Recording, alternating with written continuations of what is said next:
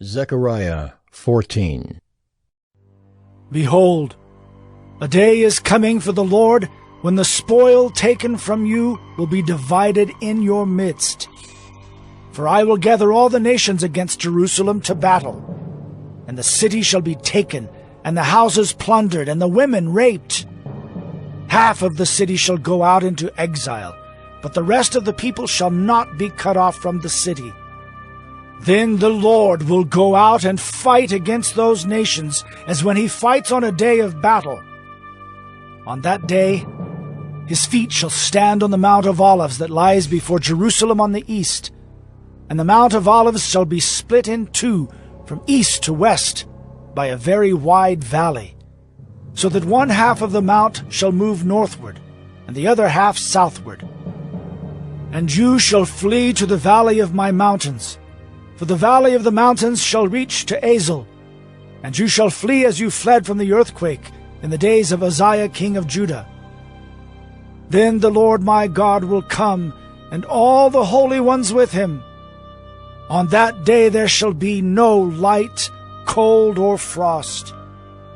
And there shall be a unique day, which is known to the Lord, neither day nor night, but at evening time there shall be light. On that day living waters shall flow out from Jerusalem, half of them to the eastern sea, and half of them to the western sea. It shall continue in summer as in winter, and the Lord will be king over all the earth.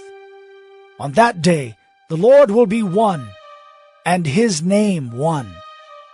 The whole land shall be turned into a plain, from Geba to Rimmon, south of Jerusalem. But Jerusalem shall remain aloft on its site, from the gate of Benjamin to the place of the former gate, to the corner gate, and from the tower of Hananel to the king's winepresses. And it shall be inhabited, for there shall never again be a decree of utter destruction. Jerusalem shall dwell in security, and this shall be the plague with which the Lord will strike all the peoples that wage war against Jerusalem. Their flesh will rot while they are still standing on their feet. Their eyes will rot in their sockets, and their tongues will rot in their mouths. And on that day a great panic from the Lord shall fall on them, so that each will seize the hand of another, and the hand of the one will be raised against the hand of the other. Even Judah will fight at Jerusalem, and the wealth of all the surrounding nations shall be collected, gold, silver, and garments in great abundance. And a plague like this plague shall fall on the horses, the mules, the camels, the donkeys, and whatever beasts may be in those camps.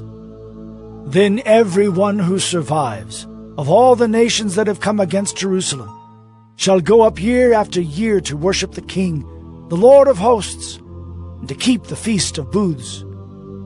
And if any of the families of the earth do not go up to Jerusalem to worship the King, the Lord of hosts, there will be no rain on them.